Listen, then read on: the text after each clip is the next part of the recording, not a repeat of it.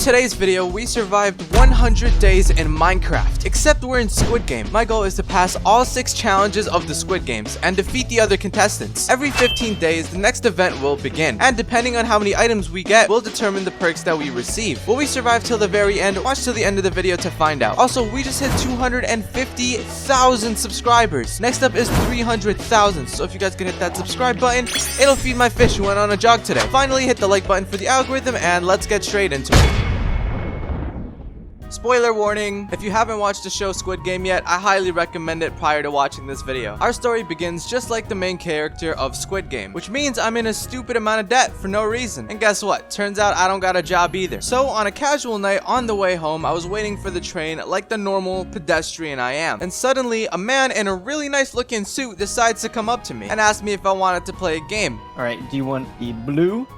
Or do you want the red? If I win, I get a bit of money. And I don't really think I need to commentate any more of this, because you guys know the rest. He gives me his business card, which is literally just 3 shapes. Then I ended up on the side of a street waiting for a van to pick me up and put me into a coma that I'll never wake up from. That was the plot, right? Now I know what you guys are asking. How the heck did you know where the van was gonna be? I didn't. Here's the explanation. With each interval of 15 days, there's a different item that I have to collect. Collecting that item will give me a perk during the next challenge. Although this sounds fine and dandy, we're also being chased by one of the guards, and if the guard kills me, I am eliminated. So let the challenge begin. Days 1 to 15. And so the chase begun. Now, I didn't really have a chance to get some wood at this moment, because obviously there was a hunter right behind me. Notice how they also have a gun with them. Yeah, that's kind of the perk of being a hunter. You start out with the gun, so they could basically shoot me down. Not a fun experience. But despite all of that, we began. I then distracted the hunter and basically just booked it. It worked for a bit, and it gave us a little bit of distance between us and the hunter, so I decided to collect some wood eventually. Made a crafting bench, started making some of these wooden tools, then upgraded to stone tools. I also found myself at a village, so I got myself a bunch of food while I'm at it. As long as I'm always on the run, and I have a couple blocks to basically defend myself with, I should be fine. For these 15 days, my goal is to get as much iron as I possibly can, because for every piece of iron that I collect, I also get a second's worth of time. And this is kind of a collective thing, and I definitely want to pull my own weight for this one. Let's just hope the other contestants do the same exact thing. It didn't take very long until I found my first cave, and I started mining some of the coal there, because I was definitely going to need some of those. And that's when Harry decided to stop by and basically give the hole a little look. But I outsmarted him. While he was going into the cave, I was going out of the cave, and then jumped him from behind.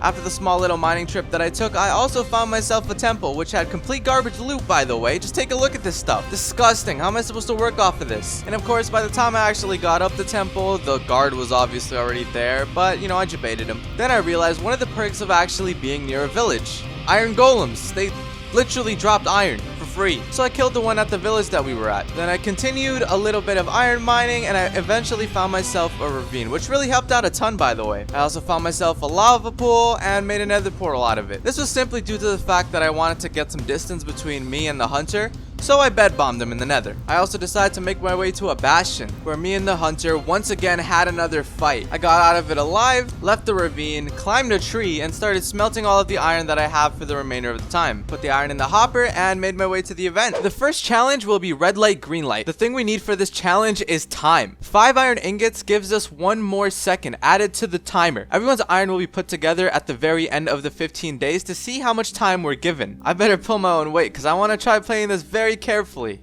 And this is where things start getting serious. We get transported to our living quarters and then lined up in the very front. As you can see, there's a couple of sporadic ones. But overall, we were pretty contained. Not to mention, there was an armed individual in front of us. There were 2 people in these red suits. One had a square on his head and the other had a triangle. Except for the fact that it looked clapped. As we know, there's no triangles in Minecraft, but that didn't stop them from trying. But enough of that. The first challenge was coming up, and that was red light, green light. Now, for whatever reason, if you guys don't know what this game is, which I'd be very concerned if you didn't, when they say green light, we're basically able to move. When they say red light, we gotta stop or we get shot in the head. Yeah, you thought this was some normal game, huh? Nope.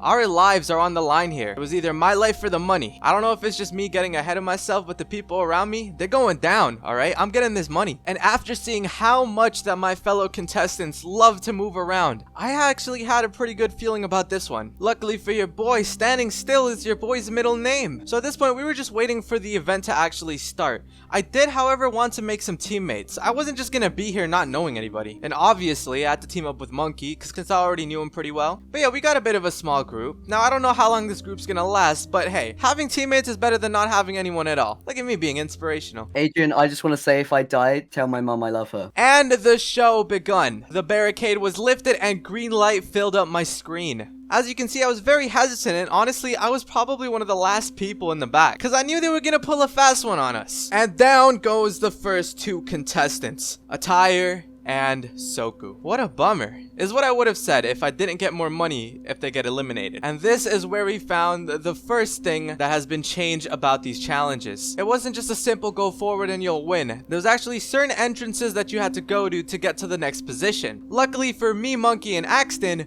we were right at that place. As for the other contestants, they were pretty much confused out of their minds. And amongst that confusion, two more have fallen. Will and Spazboy. That's a name. But despite all of that, the show must go on. We continued and people started getting the gist of it all and they started rushing into it. On my books, we had plenty of time, so I wasn't gonna let myself get greedy. I was just gonna take things slow and let them go ahead of me. And this was the third and final barricade before it was the finish line that was remaining ahead of us. At this point, we didn't waste any time. We quickly scurried over to the red line and made it out alive. In comparison to the starting group that we had, we definitely lost a bunch of our numbers. And the odds of us winning isn't looking too good, especially with everyone dying. This is definitely not going to be an easy one. Luckily for me, the person I made an alliance with, Monkey, he was still alive. So I guess the alliance stays alive for another day. Or 15 to be exact, until the next challenge, is what I mean. So after all that was completed, we then were taken back to the living quarters. Also, if you look up at the transparent pig that it's supposed to be imitating, you'll see that there's a bunch of more gold now, which means that the money that we receive when winning has been increased. Thank you very much, fallen contestants, for your lovely sacrifice. You'll somewhat be remembered. We had a bit of time before we get shipped back into our world to get the next resource, so we decided to explore a little bit. In the far back corner, there was this little hatch that we opened. We went through it, and it really just leads us to the front of the place. We weren't really sure what it was used for, but it was something, right? The second challenge is honeycomb. Each player is in charge of getting a whole 20 honey blocks to attend the next event. To get one of those, we must take a bunch of campfires, locate beehives, and place the campfires underneath it. Then we place flowers nearby and wait for the beehive to tear up until we can finally shear it for honeycombs. 4 honeycombs gives us 1 honey block. Time in this case is actually our disadvantage. Days 16 to 30. In this duration, I actually ran a very far distance because I just wanted a lot more space between me and the hunter. Well, that was the goal in the end, but I ended up making a bunch of campfires. But that wasn't by mistake, and that's because the challenge right now is to get as many honeycomb blocks as I possibly can. Preferably 20 so I could get into the next match. And that's exactly what we were after. The reason we needed campfires was because if you put a campfire right underneath a beehive, they don't get angry at you. And that's kind of what we needed. When bees are angry, they kind of tend to die. But we need them alive for the honeycombs. I also had to take a little bit of a detour because I need to find another village because I ran out of food. That's no surprise. And in that village, I also found myself the guard again. Which, by the way, he got smacked. But then I realized that the ammunition that I had wasn't actually enough. I needed a couple more bullets, especially if I was going to keep killing this guard. If you couldn't guess, long distance was kind of my priority here. And the slight advantage I had against them. So I went in search of another nether portal, aka a lava pool where I can make the nether portal. And I found one. I made the portal, went into the nether, and got myself more bullets from bastions. Bastions have golden blocks, which then I could turn into normal gold, trade with piglins, and get myself some spectral arrows, which is basically bullets. This also gave some of the hives some time to actually generate into higher tiers. If you guys didn't know, it needs to be a tier 5 beehive for it to have honeycombs in it. Then when I went back, I sheared my first honeycombs and then put flowers on the ones that didn't have many flowers around it. Also kind of waited for the hunter, but eventually killed him. I'm not gonna lie, if I was the guard, I'd probably be raging right about now. The only thing I was really thinking about was the fact that if I get more honey blocks, would I get a bigger advantage, or would it just literally be more honey blocks? And thinking back to the show, the less of the cookie that you actually had to work with, the better. So I think I'm gonna just stick with the 20. And eventually I managed to get all 20 of the honeycomb blocks that I needed and went to the next challenge. And then we went back to sleep. Toby, do not sleep next to me, you weirdo. I wasn't planning on You don't sleep with me. And so we awaken back into our horrible living quarters, by the way. This place sucks. And in front of us, we see all of the guards lined up. And they want us to line up as well. So as you can see, our numbers have dramatically dropped. And we're not looking too hot. So we gotta think strategic about this one. After announcing it, they then take us into the next challenge. And that very challenge is known as honeycomb. So what we were told is that we had to pick one out of the 4 shapes that were written on those signs. Me, for some reason, I picked circle. I didn't really know what implication this had, but I'm not joking. This actually took a minute because we couldn't split people properly, but eventually we managed. And that's when the walls came crumbling down. And what we saw before us were the honey blocks that we collected. So depending on the shape that we picked, we basically had to make the shape in Minecraft. Luckily for me, I didn't pick the umbrella. Whoever picked that, I genuinely feel really bad for you. But for me, it was a sphere, which wasn't that bad. And so once everything was all good and set up, we also got some guards watching over us, and this happened. But once we were ready, the timer had started and we were ready to get going. We started punching at the honeycombs like there was no tomorrow. And by the very end of this whole entire process, we ended up with a perfect circle. Feast your eyes on my magnificent build that I definitely didn't copy from the reference that we had to copy. And the timer was completed. Our guard then took us to the very middle to then see everyone's results. And from what I could tell, there weren't really any gunshots that I heard in the distance while making this thing, so I don't think anyone died. I think everyone got their shape right. Props to the people that had to make a freaking umbrella. But there we were, in the middle, waiting for everyone's results. Although the people that did make it wrong probably already knew what they got wrong, but it didn't seem like anyone was wrong in this situation. Until the guy with the square-shaped mask put up his gun. This is when things took a very, very dark turn. See, the part that was confusing about this was the simple fact that he wasn't shooting or aiming at someone that was a contestant. Instead, he was aimed at the person he was working with. One of the other masked individuals. Apparently what had happened was that they started helping one of the contestants make the shape, and that just wasn't allowed. I don't know who you are, homie, but rest in peace. As for the rest of us, it was good days. We started messing around as they were preparing for the next challenge. Luckily for us, we didn't lose a single soul out of the contestants, which means our chances of winning are still the same as it was before. Even though it's low, it's still a possibility, and I'll take it. Well, back to the living quarters we go.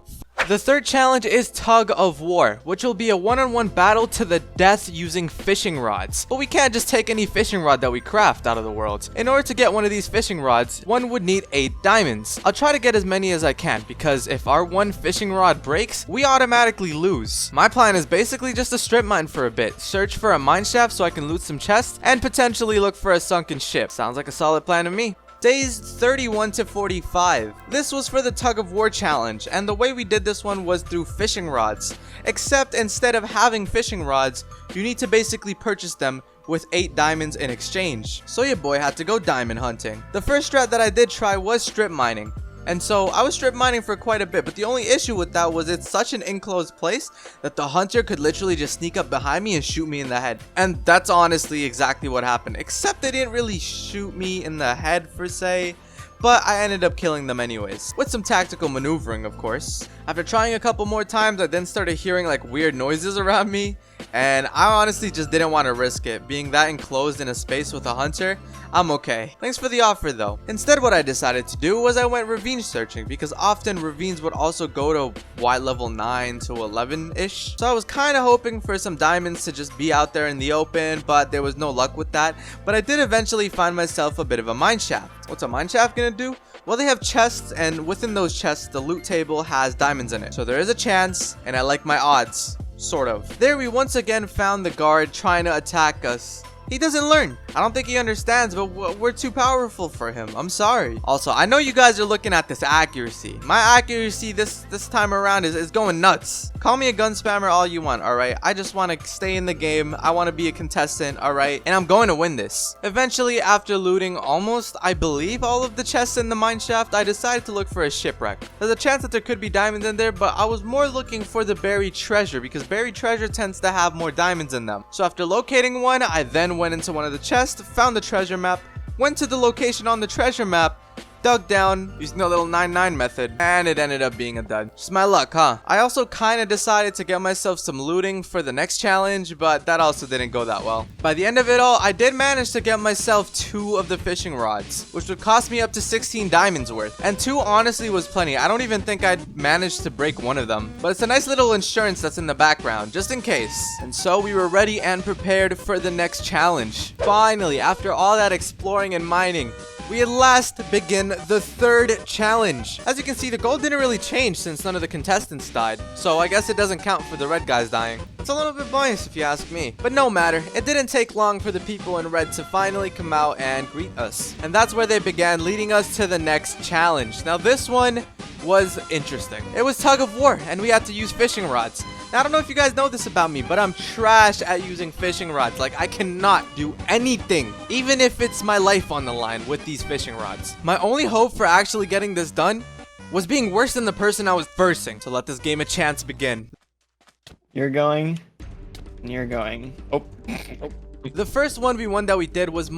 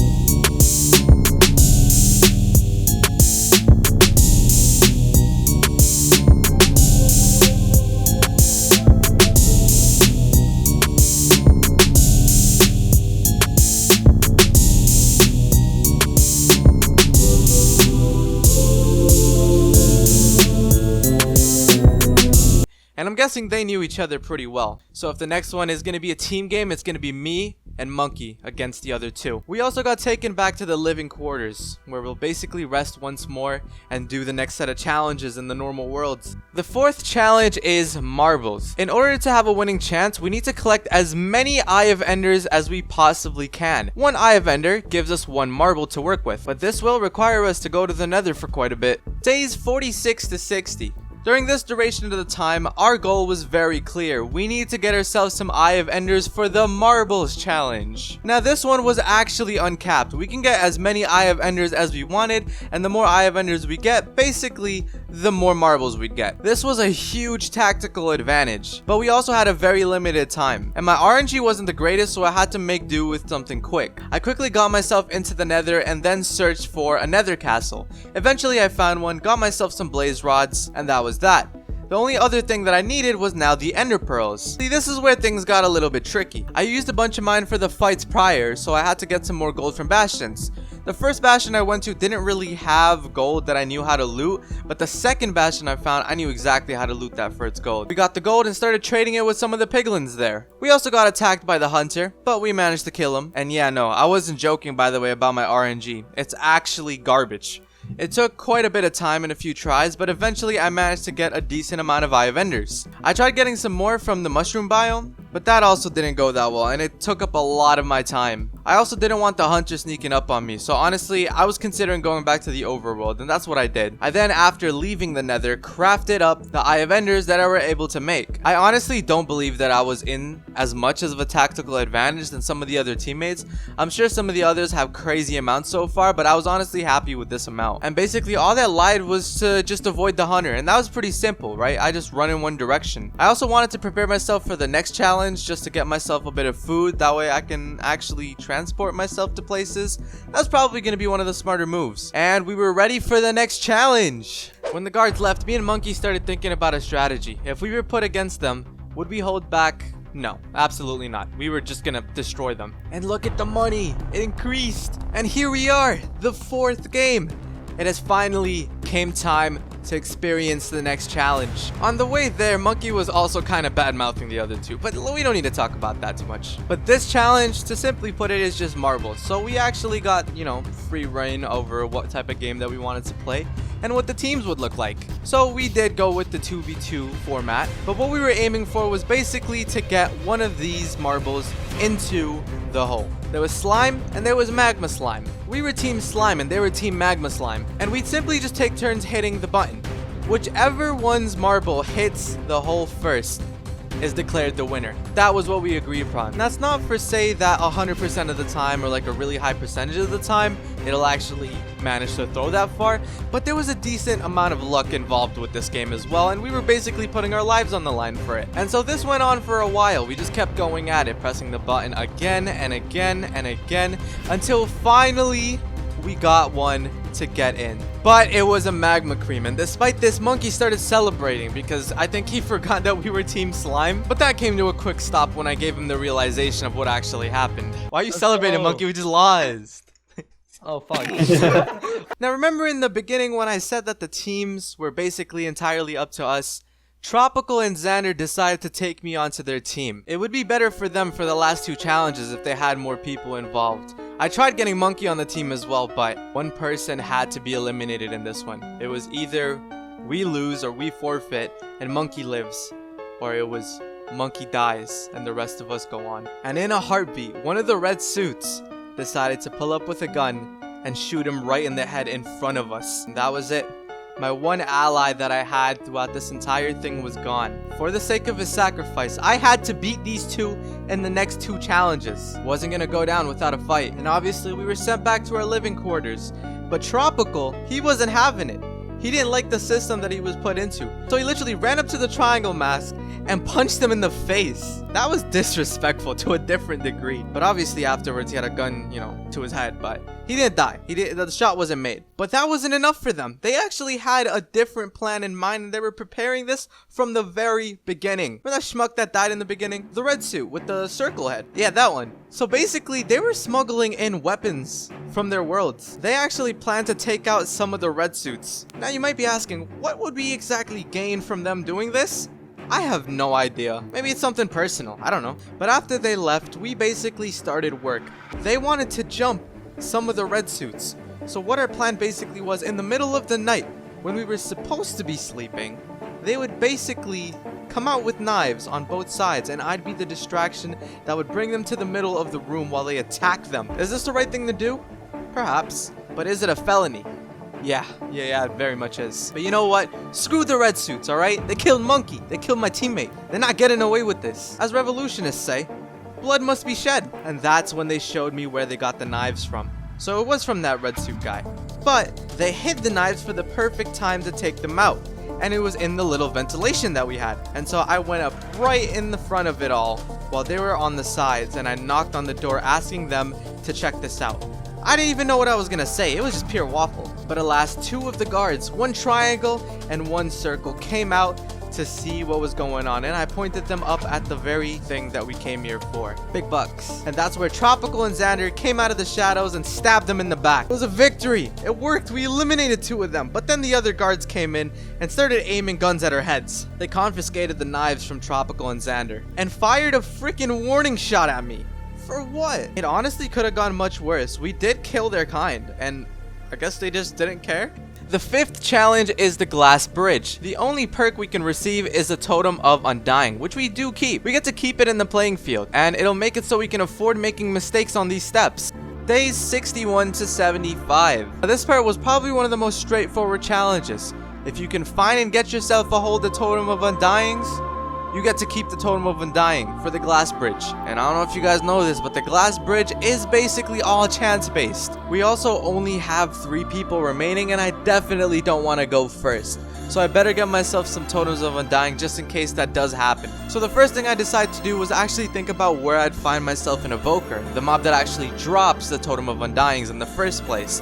Now, one of the easiest ways would probably be to find a villager outpost next to a village that would get raided eventually. But the second way to get an evoker would be to go to a woodland mansion. So I kind of had to weigh my odds because villages are a lot less scarce than an actual woodland mansion. But then again, what are the chances of it being next to a villager outpost? I tried one of the villages, but it didn't really work out too well, so I ended up going to the mansion. Where was this mansion, you might ask? I have no freaking clue. I honestly just took a horse and booked it there. And by there, I mean like I just went north until I saw something. I was honestly just aimlessly walking in a direction, hoping that I'd either run into a pillager outpost or the woodland mansion, but the woodland mansion came first. Throughout this time, the hunter was also complaining about me just literally walking in one direction, and it was very unfair. Would I be able to argue with that point? Not really. And I finally found myself at one of the woodland mansions, but the hunter was also not that far away from me. When I entered the mansion, I was basically just having a look around, and I see the hunter in the corner of my eye. And I'm not even joking, you guys. This fight actually took ages to complete, alright? The hunter started stacking up and actually geared up this time around. So it was a bit of a difficult fight, and it lasted for quite a bit. We just kept going back and forth. And I'm not gonna lie, the hunter did in fact put me to a really low amount of HP. To the point where I actually had to play it a little bit more tactical and run away and keep my distance. But at the very end of it, I was the winner of the duel of the mansion. But in return, I also lost the 2 totem of undyings that I had because I had basically been killed by the hunter. Very, very counterproductive stuff. I just pray that one of the other contestants has totem of undying. That way we can at the very least, get one person through this round. And so began the 5th challenge out of 6. And this one was going to be the glass bridge of random chance, is what I like to call it. And why do I call it this? Because, you know, it's just simply chance. It's all chance based. It's literally a 50-50 jump. One of the glass breaks and you basically break your legs and your life's gone, and the other one stays in place. This is gonna be interesting. We were first woken up and brought to the room that we had to go to then pick our format. There were actually 10 slots for players to pick from, but only 3 of us managed to survive. So our odds were not in our favor. So we were told to pick between 1, 2, or 3. I decided to pick 1, Xander picked 2, and Tropical picked 3. And that's when the guard came up to us and explained the twist to this. Instead of it going from 1 to 3, it would go from 3 to 1. So it would be basically in reverse. Tropical would have to go first, Xander second, and me third. I was off the hook. Unluckily for me and Xander, we actually didn't have any totems of undying that we actually got, but Tropical, on the other hand, this dude had 2 totems of undying that he brought from his world. This was hopefully going to be to our advantage, or so we thought, but instead, the dude decides to jump off of the freaking platform. We haven't even begun the challenge. But all mess ups aside, we then began the 50-50 game. The good thing is, on the first part, the first few jumps were actually good. We managed it. It wasn't too difficult. For now, somehow Tropical has been managing to hit these pretty decently. You know, if he was a professional gambler, this would have been pretty good actually. And so we reached the second half. If we can all finish this part, all that would be left is the Squid Game and we would be over. And that's when Tropical started testing his luck a little bit too much. He took a leap and fell because the glass that he landed on was not the one he should have jumped on. Xander looked back at me in the eyes and he knew exactly what was going on and what we had to do. He tried his best convincing me to go first, but that wasn't gonna happen. I would have stayed right here. But alas, Xander finally made it to the very end after literally just randomly guessing which glass to step on. But good for you, Xander.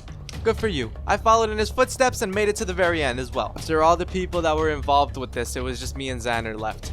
That also meant a pretty decent heap of money. We're then taken back to our living quarters to then complete the final challenge. The 6th challenge is Squid Game, the final game before we get a hold of all that money. For those that don't know, there's 2 teams. One is the attacker and the other is defending. The attacker's job is to reach the head of the squid that the defender defends. I have to b-hop till the middle, cross it, then run for the end, while the attacker tries to beat me down. Days 76 to 100. Now this final bit of the video is pretty straightforward stuff, because we honestly can't get much of a perk for this last bit, since it is just a game between me and the other person, which would be Xander. What we gotta do is kill the Ender Dragon for entrance. And I've already done this so many times that I could basically do this thing in my sleep. I stab the hunter to death, or shoot it, I don't exactly remember what the footage was, and make my way over to the end stronghold. I also get some wool and wood because obviously I need beds to kill the dragon really fast. And then the hunter shows up, so that was kind of a problem. Despite me already being in the end, the hunter showed up, but eventually I did manage to outsmart him and kill him off. In a very stupid death, by the way. But afterwards, I was also alerted that getting an elytra would also give me a special perk that I wasn't allowed to know yet. I was kind of suspicious about it, but you know what? It's whatever, right? It's just in the end city. So I went to the end city, tested out my RNG, walked in a singular direction until at last I finally found myself at a lovely end city with the ship right next to it, housing a lovely elytra. And at that very moment, the hunter also caught up to me. They were on the ship as we spoke, but I flew off with my elytra and taunted them. The end. After the next 15 days. Now, instead of us actually having a perk for this last one, it was basically the Ender Dragon fight, which wasn't too difficult. Both me and Xander completed it, and we were back in the lovely living quarters. Take a look at this gold. The thing's practically full. I don't even think we could get any more money than this. All that was remaining was just the final fight, and I wasn't gonna lose to Xander, that's for sure. The guards called us up and we did the little lineup orientation, even though there was 2 of us, and they finally took us in. Alongside that, they gave us these cool looking suits to wear, and there we were. Despite, you know, the little bit of a change of clothing and style we got, it was pouring, so everything was wet. Clearly someone didn't check the weather app, but whatever. Alright, Squid Game, here it is. Cue the explanation, and bam, here we go, b-hopping our way over to the middle. Now, if I'm not mistaken, he still has the chance of pushing me aside, even when I'm b-hopping, but whatever. I went over to the middle, ran across it, and booked it to the very end. Not gonna lie, Xander, you're kinda bad at this game. And that is where I took my victory. The guards started pulling up, and it was pretty clear. It was clear as day, even though it's pouring rain, that I was the winner, and Xander was the one that was gonna get shot. Nope, never mind. What actually ended up happening was the person with the square mask decided to shoot all the other peers that were next to him and gave us knives to basically fight till the death. I don't know what kind of sense of moral this dude has, but maybe he just doesn't want blood on his hands even though he just killed his co-workers, but I guess he doesn't want civilian. You get the point. Despite already winning the game, we were given 2 knives to fight to the death with. I was talking to Xander, you know? We had to discuss this. This was gonna be a game of life or death, and before he could even think, I stabbed him. Gone, he was dead. Alright, deceased. I didn't give him a chance. Don't let your guard down. And at last, the money was mine. I was victorious. Shout out to MonkeyLinks, you know. Wish he could be with me to the very end, but he died. And so did basically all my other peers. But I made it. And so I was able to escape the Squid Game. I managed to become the winner. And they let me go. Just like that. I took my little credit card, cashed out. I was big balling. Just like the main character, when I got the funds, I wanted to get back to my family. So then I bought myself a ticket on a plane. The only difference is I didn't go back because I'm trying to live. Alright? It's logical. So I took the damn flight. Bye. Never ever playing that game again. Matter of fact, I'm about to sue this game for first-degree murder. Thanks for watching.